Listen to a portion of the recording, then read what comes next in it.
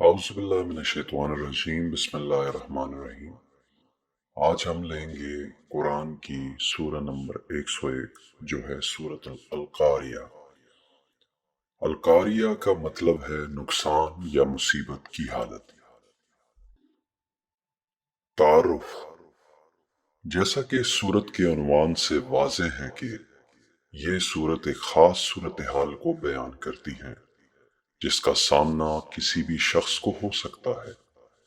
ये इज्जत, वकार, शोहरत, नाम, सेहत, माल और दौलत या एतमाद वगैरह का नुकसान या सदमा हो सकता है। यहाँ मिसाल के जरिए आफत या नुकसान की कैफियत को वाज़े किया गया है जिसका सामना एक परेशान हाल दिमाग या शख्स को ऐसी सूरत हाल में करना पड़ता है। जब अचानक ऐसी सूरत हाल किसी भी शख्स पर आती है तो वो सदमे की हालत में चला जाता है जिसकी वजह से वो खुदकुशी भी कर सकता है, बिल्कुल एक पतंगे की तरह जो कि खुद शोले की जानिब उड़कर जलता है। इसकी समझबूझ काम करना छोड़ देती है कि वो कितना खतरनाक काम करने जा रहा है। इस हालत में पहाड़ जैसा इंसान भी रुई की मानंद नर्म या कमजोर पड़ जाता है। ये सूरत एक ऐसी मिसाल बयान करती है जिसमें एक परेशान हाल दिमाग अपना जहनी तवाज़ुन बरकरार ना रखने के बायस शदीद गम और मायूसी की कैफियत में डूब जाता है। सिर्फ वही शख्स ऐसी सूरत हाल से बच सकता है जिसके कुछ हसूल का मकसद बुलंद हो और उस वक्ती या आरजी सूरत हाल के जंगल में ना फंसे। आइए शुरू करते हैं सूरतुल कारिया, चैप्टर 101। बिस्मिल्लाहिर्रहमानिर्रहीम।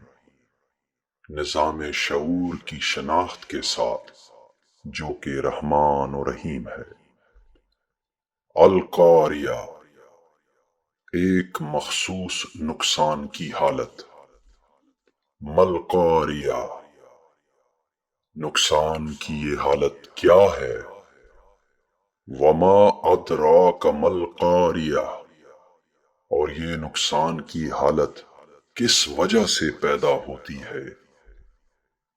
यौम यकून अन्नासु कल फराशिल मबसूस, ये वो वक्त या लम्हात होते हैं जिसमें परेशान हाल या उलझे हुए जहन हवास बाख्ता पतंगे की तरह होते हैं। वतकूनुल जिबालु कल इहनिल मनफूश, और यहां तक के पहाड़ जैसे यानी मजबूत जहन भी नर्म रुई यानी कमजोर और टूटने की हालत की तरह होते हैं।